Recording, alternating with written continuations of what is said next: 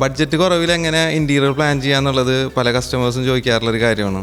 അതിൽ ഇൻറ്റീരിയറിൽ first priority നമുക്ക് usage സ്പേസിന് കൊടുക്കുക.